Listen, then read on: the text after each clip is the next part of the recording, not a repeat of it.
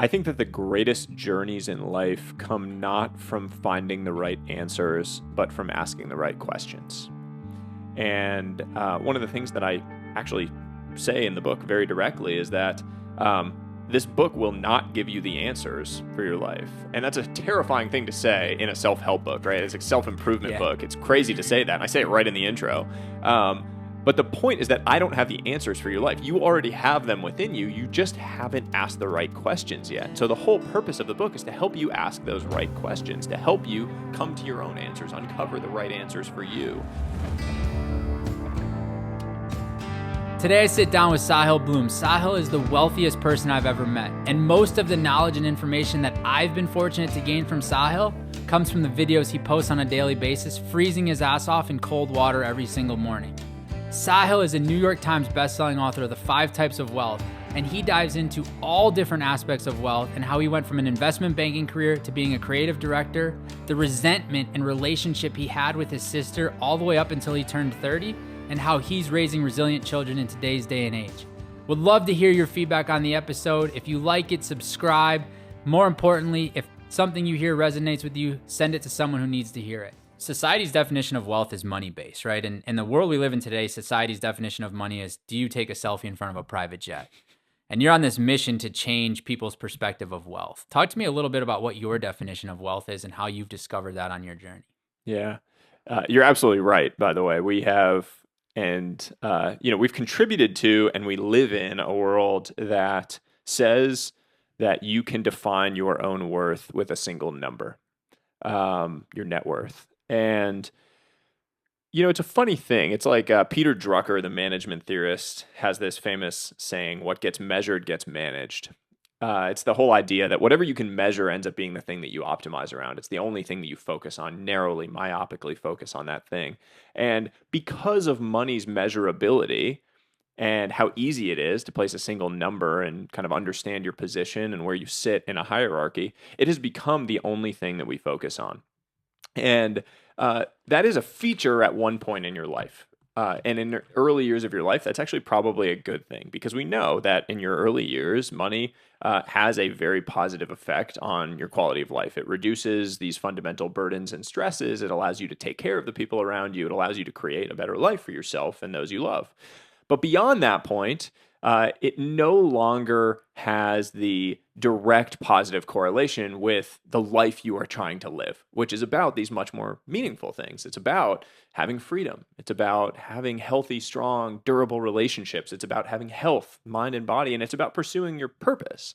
And in my own journey, I saw this firsthand. I mean, I chased everything that society and culture tells you to chase.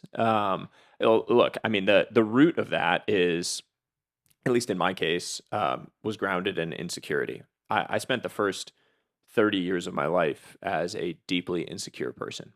I grew up in a very academically oriented household. My mom is Indian, so very academically oriented culture. My father's a professor at Harvard. So you can imagine, like, the standards that were set from an academic standpoint were very high. Also, I had an older sister who was extraordinarily academically oriented. And so I was always kind of the, like, ne'er-do-well younger brother that was always playing sports and, like, kind of screwing around in school. And it created this story and this insecurity in me that I wasn't capable of the things that I needed to be in order to be successful, quote unquote. And as I got older, I basically made decisions to try to fill that kind of internal sort of emptiness that I had. And so that means that you search for kind of external achievements or affirmations that you think are one day going to make you feel good internally. Like, you're searching for an external solution to an internal problem, which, as we all know, or as we learn as we get older, is impossible. You can't fix an internal problem with an external solution. So I chased all of that stuff. I mean, I took the high status job because I thought it would make me sound impressive to others. I, chased bonuses, promotions, whatever, the fancy bottle of wine, the house, the car, the watches, all the things that we think of as being signals to the external world that we are, like, doing great, that we're making it. I chased those things under the premise and under the belief that one day I would wake up and feel like I had arrived, that I had success, Hmm. and that I was going to wake up and like be in that idyllic land and just be able to coast off into the sunset, stress free and happy the rest of my life. Um, and it's a fallacy. It's called the arrival fallacy. This feeling that you're one day going to wake up and whatever you propped up as the destination, you're going to reach it, and that's that. You've Hmm. made it. Unfortunately, you find time and time again that that is just false. And you're a competitive person, right? And so growing up in that academic based household with, like you said, a very intelligent or bright sister led to some turmoil and maybe some conflict between you and your sister. And it sounds like that relationship has been or is on the way to being repaired. But there was a moment in time where that sounded pretty rough. Yeah, I this is really sad, and this is one of my big regrets in my life is I created an environment of tension and resentment with my sister for many years. Really because I was resentful of the fact that she was doing all of the things that we valued in our family and our household um, as being valuable. Hmm. She was doing all of those things, and I felt like I couldn't do those. I would go like, look, what would happen was I was 4 years in school behind her, and I would get to class the first day of school, and the teacher would be like, "Oh, you're Sonali's brother," and they would have this hopeful look, like, "Oh, this is going to be my star student," and inevitably within a week, I would disappoint them. And I started to really resent that. And so I started telling myself this story that I wasn't the smart one. I had to do something else. And I created this environment of tension and competition with my sister that really broke our relationship. I mean, we basically didn't have a relationship all throughout high school, and really up until about age 30, because of that dynamic that frankly my own insecurity had created with her. And it all changed after I had my first kid. My sister um, had her first child about 11 months before we did. And I remember the exact moment that uh, my son was born. We brought him home from the hospital. My whole family came down to see us. And my sister and I took this picture where I was holding my son, she was holding her son, and the two of us were standing there. And I looked over at her, and it was like I was seeing her for the first time in my life. I really clearly had this sensation that it was like I was meeting my sister for the first time after 30 years of life. Like I could truly see her as a person, not as this like competitive figure. We were, it was like we were in the same season of life for the Hmm. first time.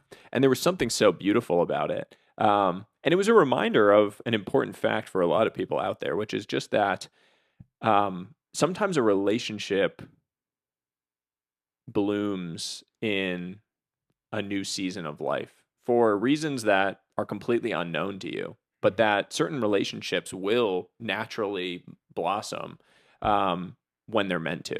And it wasn't forced. There wasn't something that suddenly, we pushed into the fore. It was just that the relationship naturally came to this kind of beautiful point. And it's been amazing to see over the last few years how my sister and my relationship has taken hold and how we have grown closer over these years. Have you had to do anything to like repair that? Have you been vulnerable and authentic with her and say like, this is the story I was telling myself? Like, have you guys had any dialogue around it? Yeah, I opened up to her about that. I apologized. I mean, look, I was very open with the fact that I felt that I had created this Hmm. environment of tension. And she opened up and said, she felt like she had kind of done things to further it. And she had resented me because she thought that my parents were too easy on me. And so both of us had this story in our mind. And it's Yeah. like a perfect example of these things, right? Like Yeah. if we don't talk about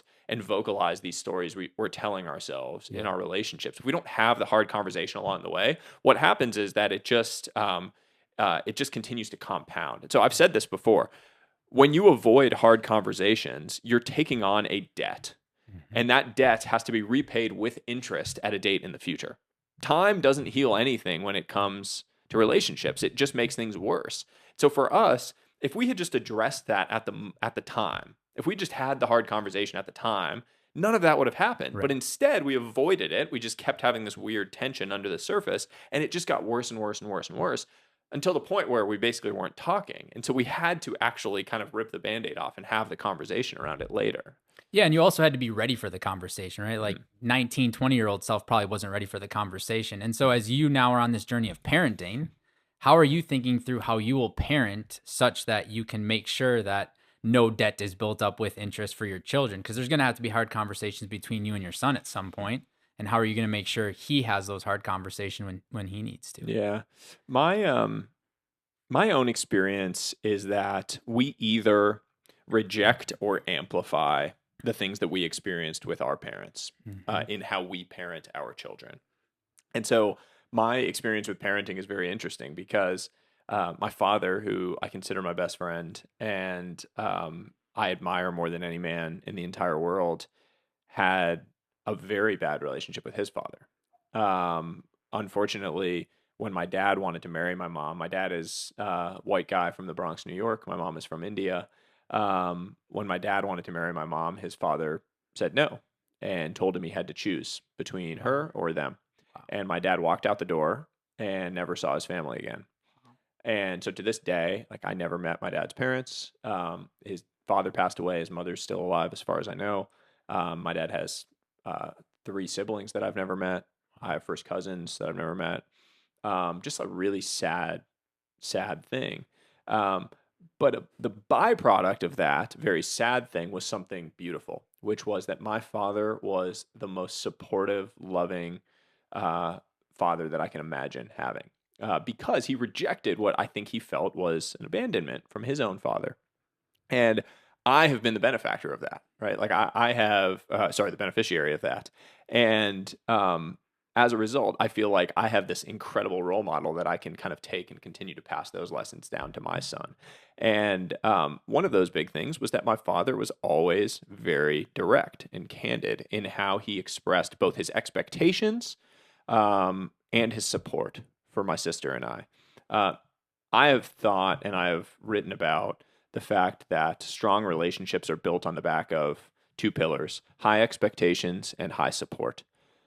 My father had extraordinarily high expectations for me. He believed I was capable of incredible things, but he also always showed extraordinarily high support, meaning he was always willing to be there to help lift me up to achieve those things, to support me, to be there alongside me to go and reach those things. High expectations without high support can manifest as resentment. Right. It's the people that expect a lot of you but aren't there to actually help you achieve those things. That's tough. High support without high expectations makes you kind of soft, Yeah. like entitled, right? Um, that pairing of the two was extremely powerful. Like I remember formative moments with it where I was 12 years old and I tried out for this like Eastern Massachusetts All-Star team in baseball, and they were taking 16 kids. I was the 17th. I was the last person that got cut from making this. And it was the first time I had really failed at anything. I was 12 years old. I was really good at baseball in my little town, and I was devastated. Like we got the letter saying I didn't make it, and I was sobbing. My dad came to me, and he kind of like listened to me, said okay, and then I remember what he said very specifically, which was, "Here were the three things that they said you needed to work on. Let's go work on those things all this summer." He very easily could have said, "They made a stupid mistake. You were Yeah. the best player there. That was really dumb. You're the best. That's, Yeah. they're idiots." But he didn't. He said, "I understand why you're upset. Here are the three things they said to work on. Let's go work on them." And so that was a perfect example of it. It was like the expectations were still there, but the support was there. He was going to be there with me to go work on those things. It wasn't like, oh, okay, go work on these things. Right. He was the one that actually showed up with me and was there in the mud working with me that entire summer. And I look back on that as being a very formative experience to learn that that is what parenting is. It's that combination. I have extremely high expectations for all of the people in my life, whether it's my son, my wife, my colleagues, the people I work with, my friends, but I'm also willing to be there with them to sit in the mud and help them achieve those expectations. Yeah, and they can feel that. They can see that as you did as a 12-year-old. The way you get to the life you desire is by getting in rooms you don't think you deserve to be into.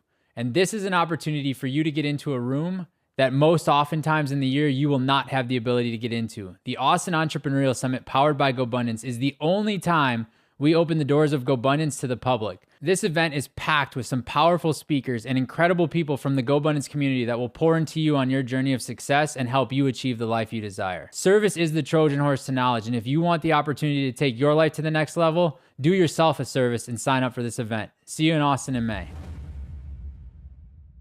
And one of the things you talk about in the book is just moving across the country, right? Like you were chasing all of the things that you thought were success, and then you recognized, hey, maybe this isn't the right thing for me. You got closer to your family. What has being closer to your family not only done for you, but also done for your parents and your in-laws? Ooh.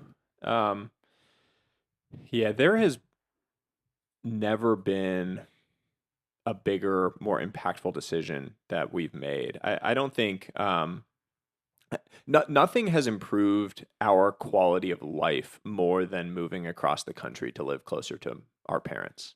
No job will ever pay you enough to be far away from the people you love. Like, you could pay me $100 million a year and I'm not moving to Omaha, Nebraska, because I don't have my family in Omaha, Nebraska. It doesn't matter. No job is ever worth that. I want to be surrounded by the people I love. And we know scientifically, by the way, that the strength of our relationships is the single most important predictor of a healthy, happy, wealthy life. Mm-hmm. The Harvard study of adult development, they tracked the lives of 2,000 plus people over the course of 85 years. They found that the single greatest predictor of physical health at age 80 was relationship satisfaction at age 50. How you felt about your relationships was more impactful than anything else, than your blood pressure, your cholesterol, smoking, drinking, any of those things. And similarly, the people you surround yourself with determine your outcomes. When you're surrounded by people that believe you're capable of more, that want you to think bigger, you rise to the level of those expectations. It's called the Pygmalion effect. It's a scientific phenomenon. We actually see it. And if you're around people who belittle you and talk you down, you're going to do the opposite. You're going to lower to those expectations. So, point being, surrounding yourself with people you love is the single greatest life hack that anyone can have. And it's generally speaking free. You just need to take the actions to go and do it. And so for us, the change was made because we realized, and I realized very viscerally, that the amount of time we had left with our parents was so finite and countable. And that is within your control more than you realize. I had this one formative conversation that I write about in the book that I had 15 more times I was going to see my parents before they were gone. They were 65. I was seeing them once a year. Do the math. It's pretty simple. And we changed that. We moved across the country, and now I see my parents several times a month. I mean, that number, 15, turned into hundreds. Right. We literally created time through taking actions. And there has been nothing more meaningful in my life than seeing my parents with my son. Mm-hmm. The amount of life and joy that grandchildren bring to grandparents is unbelievable. And now there's scientific evidence. It actually extends their life. It is literally life-giving for them. The joy that brings, the happiness that brings. And it brings me joy and happiness along the way as well. So I just can't say enough about that. Like, finding ways to surround yourself with people that you care about. It doesn't necessarily have to be your parents, but people that you love, people that encourage you to think bigger, that lift you up, that create energy in your life. The single greatest life hack.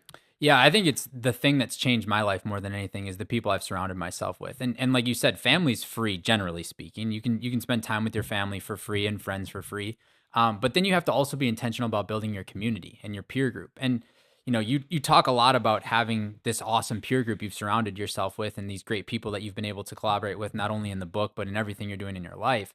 How do you go about building that peer group? Like, how do you go about intentionally cultivating and growing those relationships such that you can serve them and they can serve you? Yeah. A couple things I'd say here. First, I think it starts internally. One of my favorite quotes is, don't waste time chasing butterflies. Mend your garden and the butterflies will come.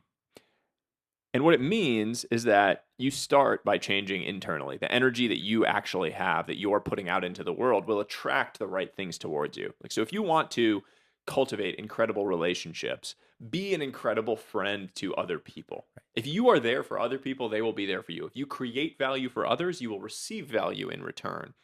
So rather than thinking that these networking is all about take, take, take, turn it into being about give, give, give. Give to the world and you'll receive in return. Put the things out that you want to receive. So that's the first thing I would say. The second thing is, I think a lot, and I write this in the book, about this idea of placing yourself into value aligned rooms. Figure out what your core values are, the things that you really care about, and then place yourself into rooms that are self selecting for people that have those similar values. Delayed gratification is probably the single value that I hold most highly. People that embrace the idea of delayed gratification are people that I will like. I can just guarantee it. And it doesn't matter whether they are like in, the roofing industry, which I know nothing about, or if they are in finance, which I know more about, or if they're a creator, which I know quite a bit about. It doesn't matter. If they are someone who understands that doing hard things now to create good things later is an important principle for life, I know I will like them. And so I can place myself into environments that self-select for people that understand that. Gyms tend to be a great place for that. Like, fitness communities tend to be a great place for that. I've met some of my best friends, some of the people that have impacted me most deeply in my entire life through those communities as a result. And they might not have anything to do with the exact thing you're working on, but actually having these different perspectives and different lenses through which to view the problems you're facing ends up being even more beneficial in the long run. And one of the things that you talk a lot about that I believe to be true is it seems as though you don't chase answers. You mostly are chasing curiosity and questions. And I believe, and it sounds like you do as well, that the power of your life is a direct correlation to the power of the questions you're asking yourself. How do you stay in question and curiosity mode in the chaos that is your life today, chasing books and opportunities and speaking and wanting to be home with the family? Like, how do you remain curious and not end up in judgment? Yeah, I think you're absolutely right that I think that the greatest journeys in life come not from finding the right answers, but from asking the right questions. And one of the things that I actually say in the book very directly is that this book will not give you the answers for your life. And that's a terrifying thing to say in a self-help book, right? It's a self-improvement book. It's crazy to say that. And I say it right in the intro. But the point is that I don't have the answers for your life. You already have them within you. You just haven't asked the right questions yet. And so the whole purpose of the book is to help you ask those right questions, to help you come to your own answers, uncover the right answers for you. I think that all of that comes down to creating space in your life for that curiosity, for that questioning to exist. Most of us have no space in our life. We live in a world that is dominated by stimulus and response. So Viktor Frankl, the famous Holocaust survivor psychologist, has this phrasing where he says that our power exists in the space that we can create between stimulus and response, because in that space is our ability to choose our response. On a normal daily basis, think about how little space you have. You're getting tons and tons of stimulus. That's emails, that's requests, that's family things, that's everything, all the chaos. And then you're immediately responding. As soon as it comes in, you're shooting back the text, shooting back the email, responding to the family, whatever it is. There's no space to actually sit with questions. There's no space to pursue the curiosity. You might have a curiosity about something, but you don't have the space. Now, if you have a young kid, watch how they live. You have children. I have a 2.5-year-old. Everything is about space. Yeah. If he gets excited about some like animal that he sees in some book, he's just like obsessed with that. And he's going down the rabbit hole on that because they have nothing but space. We need to find our own space in our life and create it. Little bits of space, little pockets in our daily life, whether it's the 5-minute break in between meetings to take a little walk and just be with your thoughts, whether it's the 15 minutes in the morning when you can just sit, during a run where you're just not listening to a podcast, you're just running with your own thoughts. Or I have a process that I have in the book of a more regular, like monthly ritual around it. I call it a think day. Just creating space to actually just sit and think about the bigger questions. Allow yourself to be curious.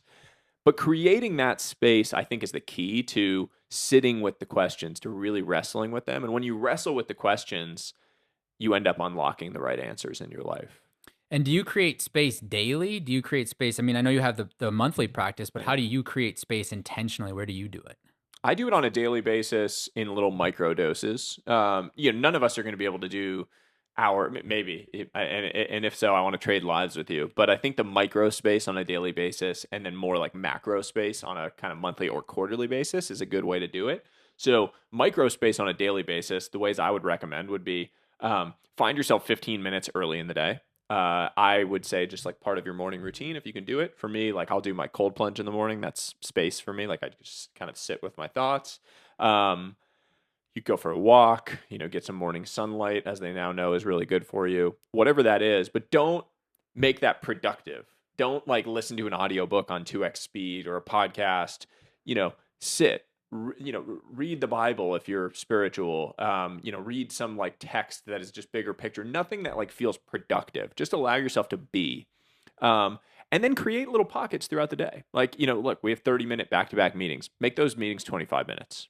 Nothing ever happens in the first 5 minutes of a meeting. It's like you say stupid stuff about the weather and you're like, oh yeah, it's cold in the Northeast right now. Like, yeah, I know. Yeah. It's cold. It's December in the Northeast. It's cold. Like, Yeah. we don't need to talk about it. Yeah. Just make the meeting 25 minutes. You eliminate the banter and then you get 5 minutes back where you can just slow down. Actually, Microsoft did this really interesting study where they put EEGs on these people's heads and then had them go through a day of back-to-back meetings just straight through. And then they did a day where there were 5-minute breaks in between the meetings and they measured their brain activity. And what they found was back-to-back meetings, there was a stress buildup that was basically just linear across the entire day. The stress just kept building and building and building and building, and performance kept declining, like creative processing kept declining.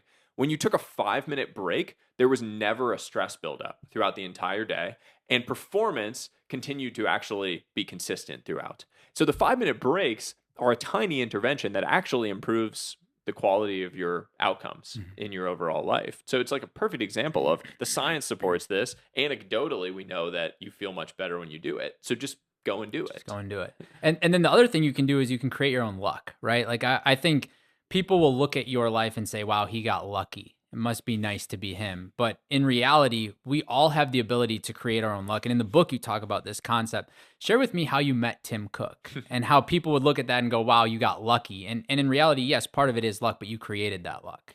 Yeah. So there are several different types of luck. I think if I ever write a book in the future, a second book, this is probably a topic that I would think about writing about.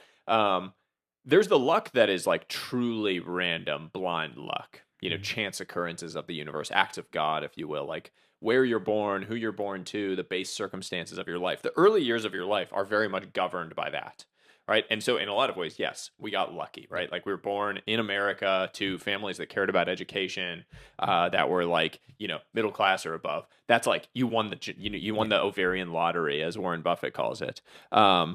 Beyond that, as we get later out into our life, our luck is actually much more controllable than we think. We can actually take actions that expand what I call our luck surface area, the surface area on which lucky events can strike. The premise being, it's very hard to get lucky in life if you're sitting on the couch watching Netflix. It's much easier to get lucky if you're going out in the world, if you're creating motion, if you're engaging with people. So the story of Tim Cook, who has become an incredible mentor and friend over these years, who's actually one of the early readers of the book and is one of the blurbs on the cover. We met at the gym at 4:45 in the morning. I had just started working at my first job. I was working in finance at this private equity fund, and I knew that if I wanted to keep working out, because of what the days were going to look like, I had to go really early. So I started waking up at 3:45 in the morning so I could get to the gym by 4:45 and get to the office by 6:15 or 6:30. And it turns out that at this gym that I was going to, basically there was a same group of like 5 to 10 people that would show up every single day at 4:45 for when they were opening the doors. And one of those people happened to be Tim Cook, who was the new CEO of Apple at the time. Not nearly as famous as he is now, by the way. So he was still going to a public gym, didn't have like bodyguards or anything. Like it was very different than what his life is like now. And for the first 6 months, I had no idea who he was. I wasn't in tech. I wasn't like, it just wasn't something that I would have known. And like, he looks different in the morning than he would look on stage during one of their keynotes. So I talked to him like basically every single day, just like I would talk to any of the people that were there. And one day someone came up to me and said, do you know who that is? The guy you were just talking to. I was like, I don't know. That's the guy that I talked to in the morning. And he was like, that's Tim Cook, the CEO of Apple. And I just remember thinking, oh shit. Like I've probably been saying the dumbest stuff to this guy. And he's like the CEO of one of the biggest companies in the world.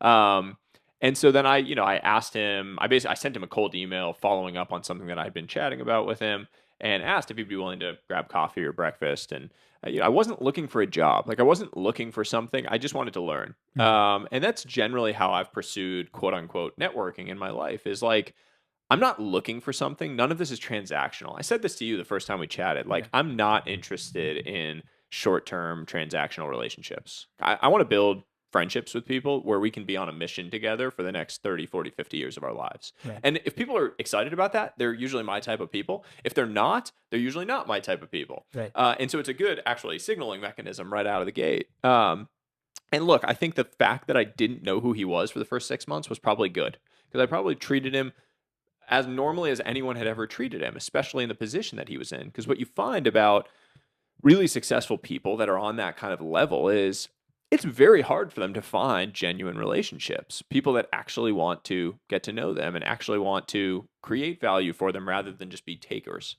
And he has become an incredible mentor and friend. He was a big part of my decision to leave what I was doing to pursue this more kind of creative path.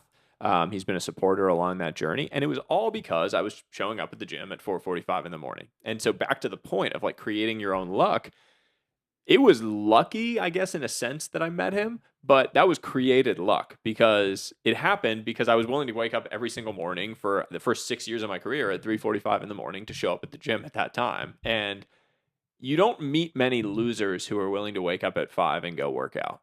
Just doesn't happen. It requires a certain level of discipline and commitment that says something about who you are as a person. Do you think you were born with that discipline, or do you think you've developed it over time?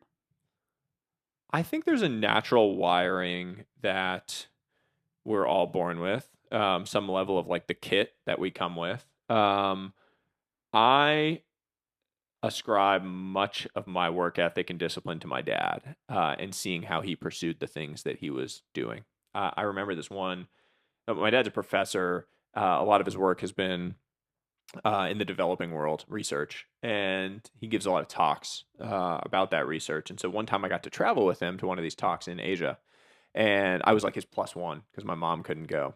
And so I was flying on the flight with him, and I was so excited. It was my first time I ever got to fly business class because I was like his plus one to this thing. And so there's the TV, there's all the food, all this. I was Yeah. like, 7 or 8 years old. Like you can imagine, it's like a kid in a Yeah. candy store.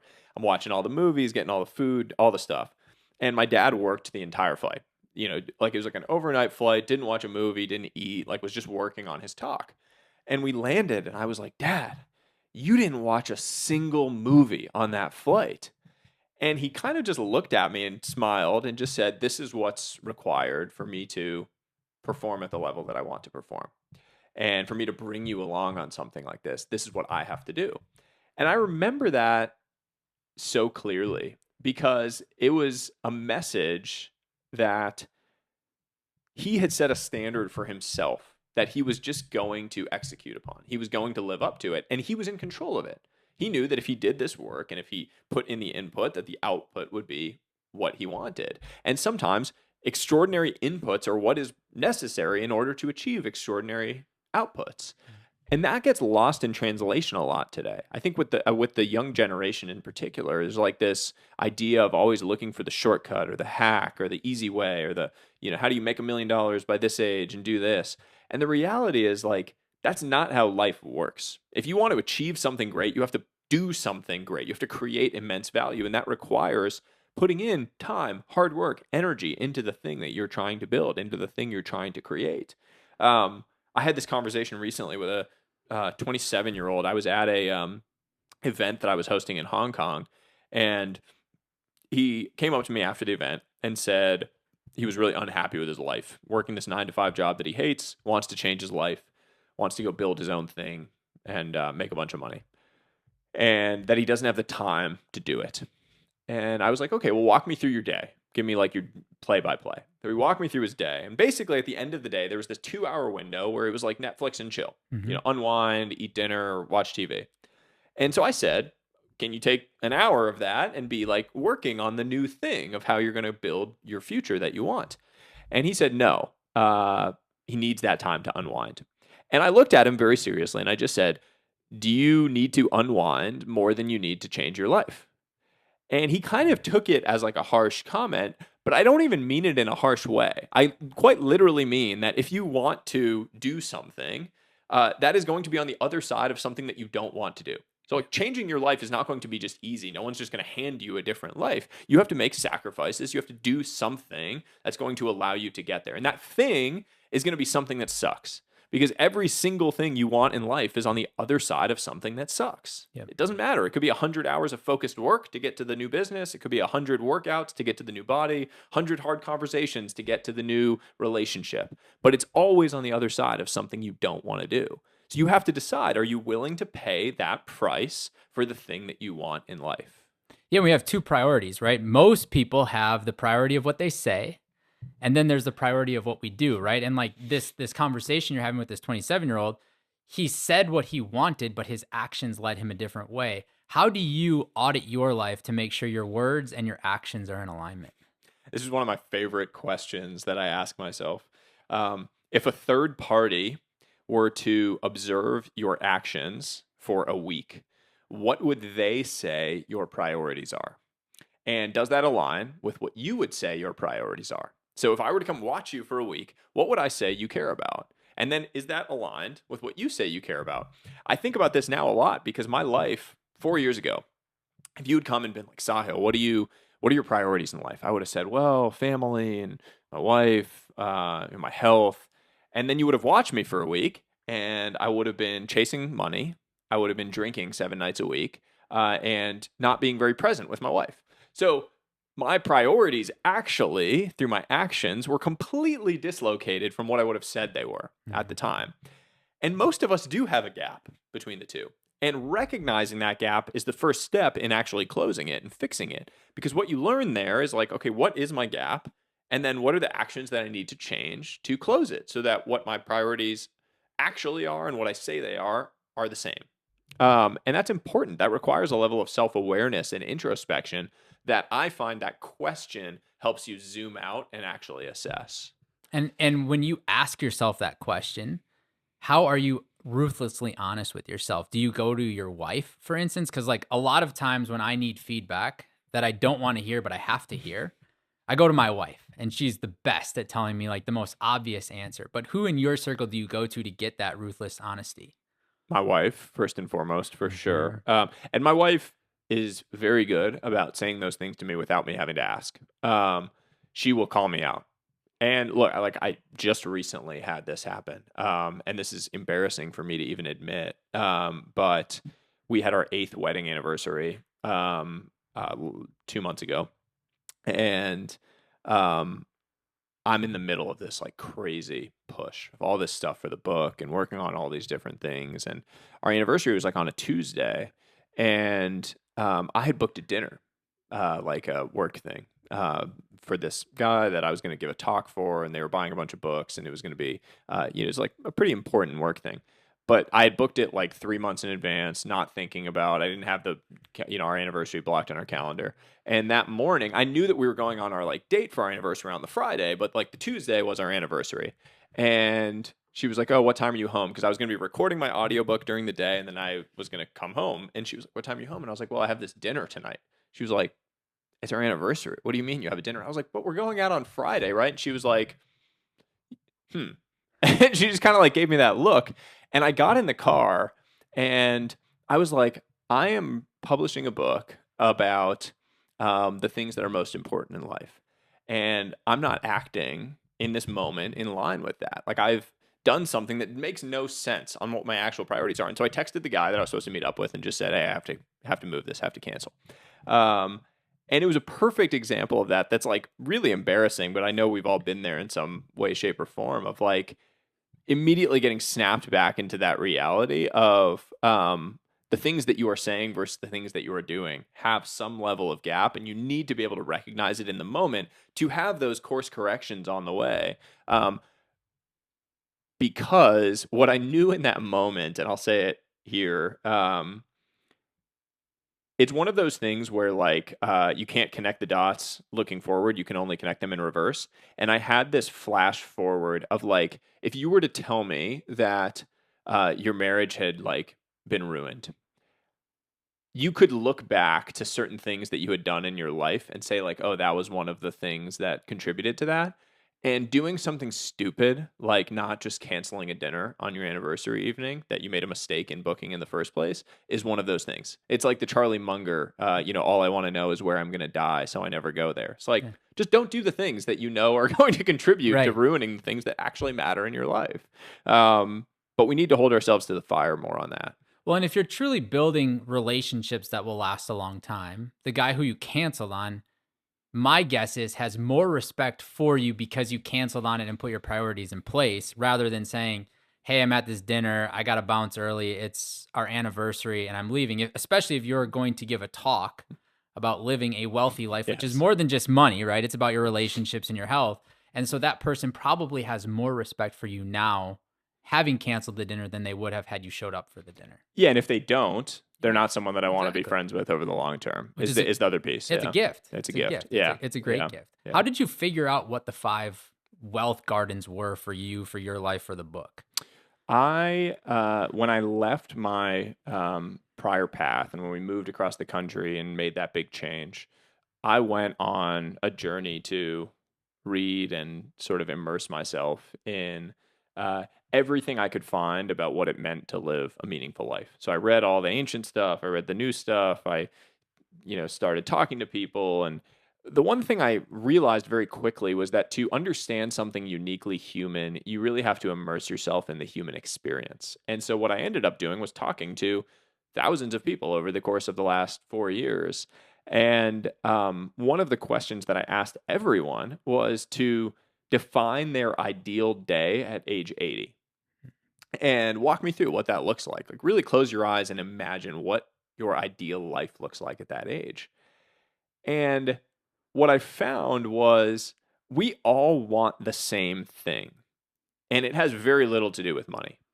Basically, everyone wanted four things: time, people, purpose, and health. Over and over again, it came up in slightly different variations, but basically, like sitting somewhere surrounded by people you love with the freedom to do that, uh, feeling some level of meaning and purpose on the things that you're thinking about and doing, and healthy in mind and body and spirit. And money might be an enabler to some of that, but it wasn't an end in and of itself. No one said, like, I want to be sitting on a massive yacht or on a private jet, and certainly not by myself on a yacht or by myself on a private jet. It was all about being surrounded by people you love, thinking about things that you care about. And so that to me was this formative moment of understanding that is the end that we all want. And it's very similar across everyone that you talk to. We all want that same end, Yeah. and yet our actions in the present are not aligned with creating it. So you have this dislocation between, like, I know what I want and where I'm trying to go. I know where the compass is pointing, but I'm not walking in the direction of Yeah. that true north. Yeah. And so that's really what the book is about. Like, the core ethos of the whole book is define that true north. Figure out what your priorities actually are, the things you truly care about, and then build a life around those things now. Because life is filled with laters. You say, like, oh, Mhm. I'm going to spend more time with my kids later. I'm going to spend more time with my wife later. I'm going to focus on my health later. I'm going to find my purpose later. And the sad thing is that later just becomes another word for never, Mhm. because those things are not going to exist in the same context later. Your kids are not going to be 5 years old later. Yeah. Your wife's not going to be there for you later if you're not there for her now. Your health is not going to be there later if you don't invest in it now. So, all of those things, you have to design them into your life now, into your actions now. Otherwise, you're just going to regret later.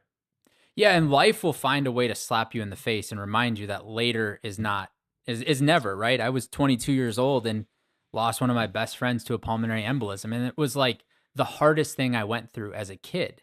But it was also the greatest gift I've ever been given because that was the moment my life got slapped upside the head and said, "Hey dude, you say later, but later is never. Like your day could come tomorrow." And we're having the same conflict right now with my in-laws. Like the reason we bought this ranch, the reason we developed this ranch is because I want my in-laws by my kids. Hmm. Like exactly what you're talking about. And so I've tried to build a life that attracts them to us because I don't like the cold weather anymore. So I don't want to go back to Wisconsin.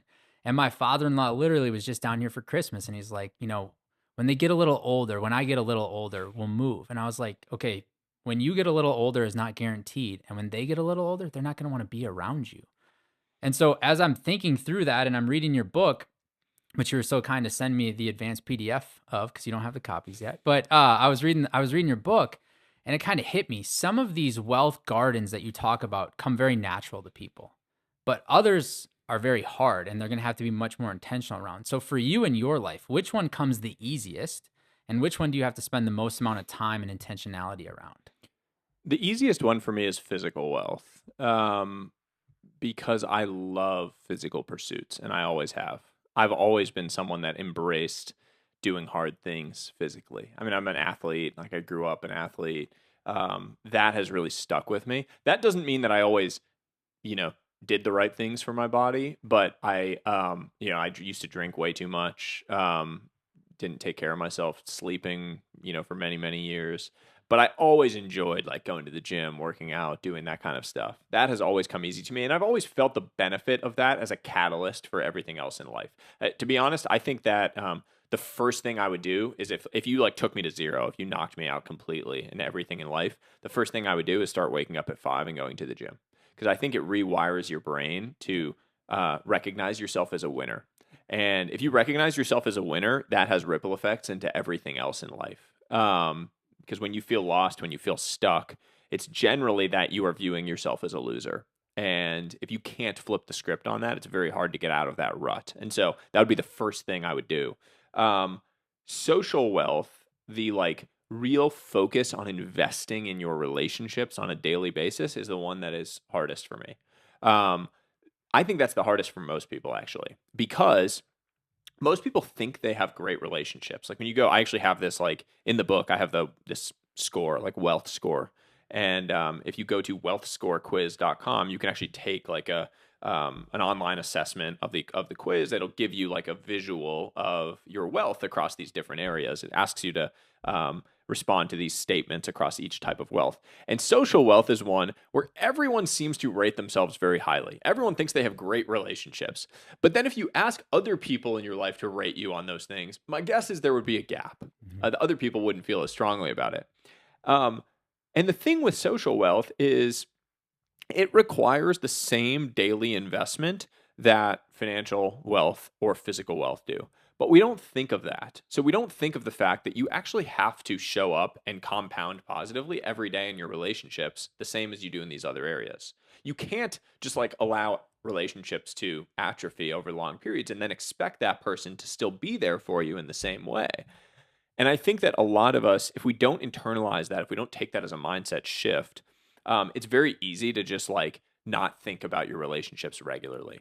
Um, and like just assume that the person's going to be, oh yeah, like, well, it's my wife, so like I don't need to be Yeah. present with her every single day. She's my wife, she'll be there. But like doing the tiny thing, taking the 1 minute to just be present with the person and give them your energy for that 1 minute, that compounds positively over long periods of time. Sending the text to the friend when you're thinking about them, when you like the iPhone memory pops up on your phone and you send them the text being like, oh, that was such a fun time.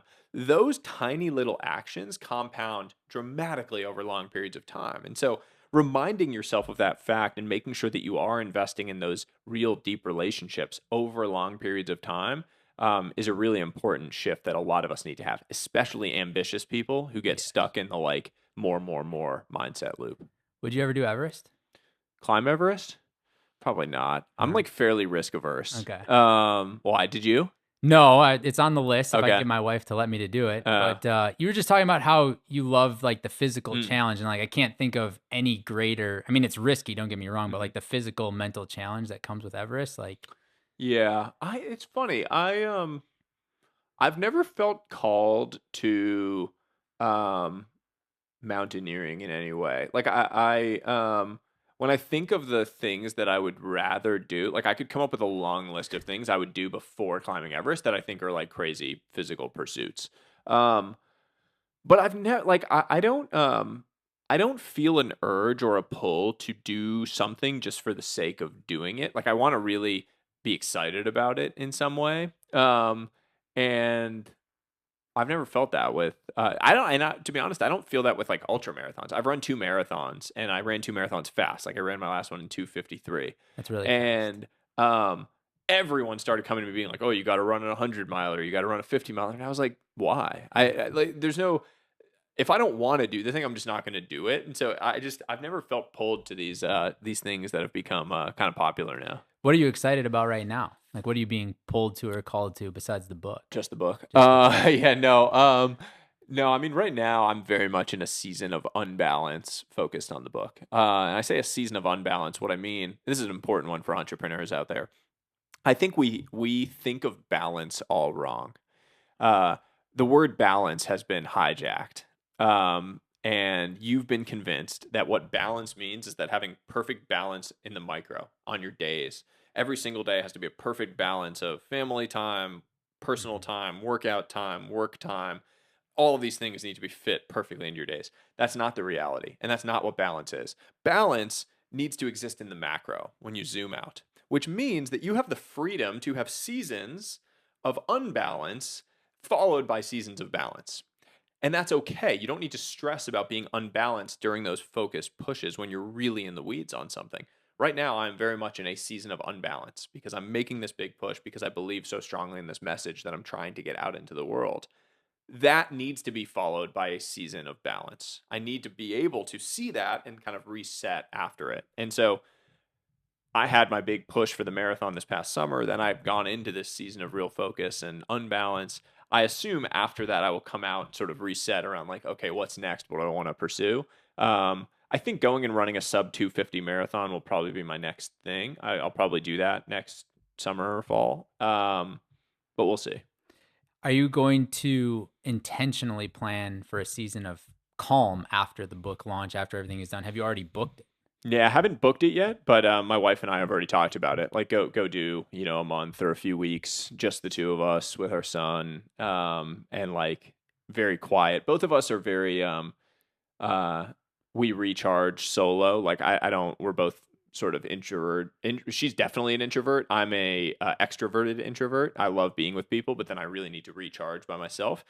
The nature of my job is very much out. Like I'm in front of people, talking to people. And so one of the funny things actually that I often joke about with my wife is when I go to like family and family friend gatherings, everyone expects me to be the person that I am publicly, right? Mm-hmm. Like on stage, give a talk or a podcast or whatever. And when I am with my family and friends, like I just want to chill. I want to be able to just like unwind. And so it like catches people off guard. So they're like, "Oh, why aren't you, the way that you are during some of these things?" I'm like, "This is my off time. Like I just want to be able to relax and like not be harassed and asked about things." So yeah, I think we'll do a couple weeks off the grid somewhere. I really would like to work to a world where I could take a few weeks completely off my phone every year. I have a sort of a mentor and friend, this guy, Dr. Rangan Chatterjee. He's a great author, podcaster out of the UK, who every summer he takes 6 weeks off completely, disconnects from his phone. Like they go travel, he's got kids, they go and do a bunch of stuff. And he's kind of worked to the point where he can take the 6 weeks and he has a team that still makes sure they're posting podcasts and doing things. I think I'm going to start with like 1 week where I try to do it this summer as like my first line in the sand and hopefully build that up over a period of the next few years. The goal will be 6 weeks? Or? I think 6 weeks is a lot. That's very European. Yeah. I'm still an American. Yeah, it's a lot. So I still, I don't think my work ethic would ever allow me to do that. I'll start with a week and see how I like that. I still have that, like, it was from my dad, right? Like I want to work. I want to do things. Yeah. And so feeling like I'm not moving things forward, I feel fulfilled by the way that I get to move things forward. And one of the key points that I make in the book is like, there's nothing wrong with chasing your ambition. There's not like, I'm not saying don't go and try to make a ton of money, but it can't be that money is the reason that you're doing it. It has to be grounded in your purpose. If you are chasing building something because it's your purpose, because you really care about it, that's fantastic and that's great. And you will feel fulfilled in doing that. If you're chasing money for money's sake, you will not. You'll be miserable. You'll walk yourself off an edge. But I feel very fulfilled by the things that I'm doing for work. I'm loving this season of unbalance because I feel like every single day I can make a difference. I can go out and create these positive ripples with my words, with my writing, with my actions that encourage other people to go and do those in their own lives.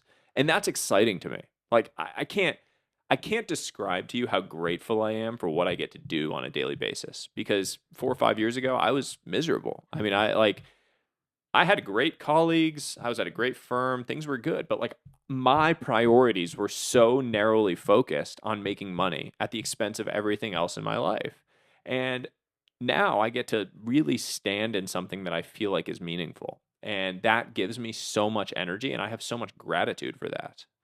What does the relationship with your wife look like on this journey? So, like for me, for instance, I'm a big goal setter. And if I go to my wife and say, "Hey, what are your goals for next year?" I'm met with resistance and like, "Hey, that's not for me. That's your space. You own that space." You're going through this incredible journey, right? Leaving this job that you said, you had everything that people would define as success, but you're miserable. How has that relationship with your wife evolved over time? How has she pulled you on the journey? How have you pulled her on the journey? How has that relationship transformed? Yeah, I mean, the thing you have to understand about my wife and my relationship is when we met, I was 15 and she was 14. And we started dating, and we've been together since. We did long distance for 7 years of college. I was at Stanford playing baseball. She was at Parsons School of Design in New York City. Um, so we have grown together across these very different seasons of our life. And she has been there with me in the mud when I have gone through some tougher times. And there's a strength and a power that gets built through that is um, impossible to define. And I mean, she knows me better than anyone else in the world. Uh, and when I was in that darker place and wanted to make this change, she was the only person in the world that believed in me, even more than I would have believed in myself at that moment. Um, I would be nowhere without her and without that relationship. And I firmly believe that the person that you choose to partner with in life is the single most important decision you will ever make. Um, I'm very, I cannot put into words how grateful I am for her role in this entire journey. Um, and look, I view everything as being I like missions is kind of a broader mental model that I have for life. Like you kind of get to pick a few missions that you have in life, and you have your people that are on those missions, and everyone else don't really have time for. Um, my wife is like very much on this mission with me. This isn't like, hey, you have your thing and then we have our thing. We're on this mission together. And that's an important concept to me, because that also means that my son is on this mission and I can explain to him why. As he gets older, he understands the things that I'm working on, why it's important. So that when I travel, it's not just him filling the void, being like, dad doesn't want to be here. It's this is the thing dad works on and it's important. And that's why, and he cares about it and it lights him up and he feels connected to it. I always felt connected to my dad's work because he explained what he was working on. It wasn't that I like cared about it a ton, but I felt like I was a part of it. And that's really important, because especially during this like magic window of time when your kids are around and they're young and they hold you in such high regard, you want them to feel like they're a part of the mission that you're on. And that is so important for building that relationship in these formative years. And so I'm just very grateful that my wife and I are aligned in all that. We obviously have practices that help us stay aligned on that, so that she knows the things I'm excited about and the things I'm working on. I actually share one in the book, in the social wealth section, this idea of having a life dinner. Like once a month, you have a sort of a scheduled date that you do where you walk through these things, like things you're excited about, goals that you have both together and separately, things that you're more concerned about, points of tension, things you need to talk about, not avoiding those hard conversations when you need to have them. And that's been really, really important for us as we've had so much change over the last few years, and as our son has arrived and we now have like this thing, quote unquote, that exists that we both are so focused on. It's really, really important. What does life look like for you in 5 years? I have no idea. That's my favorite part of all of this. I've never been much of a planner. And look, I'll tell you why. Like 5 years ago, if you had asked me that question, I could have written down 100 scenarios for where I was going to be in 5 years, and not a single one of them would have been right.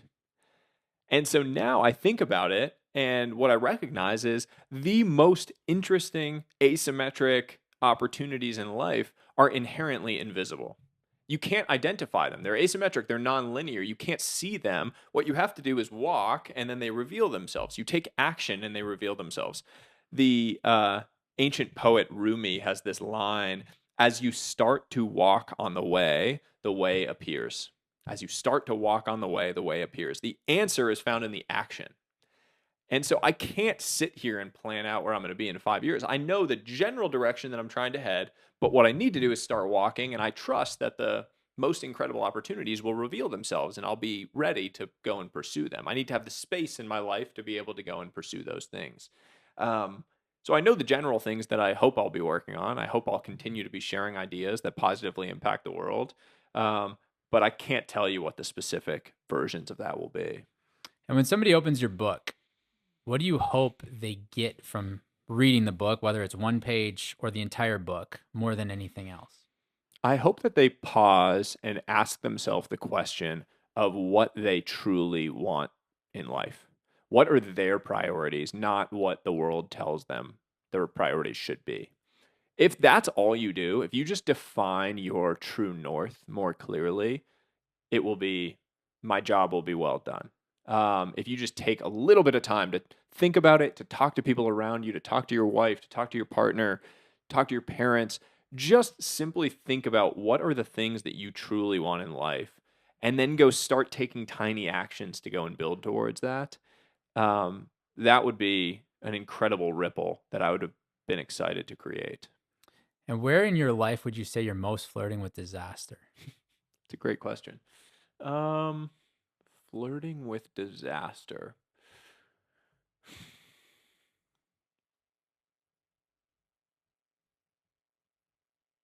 Yeah, that's an interesting question. I am very much in a uh, place of wonderful alignment in my life right now.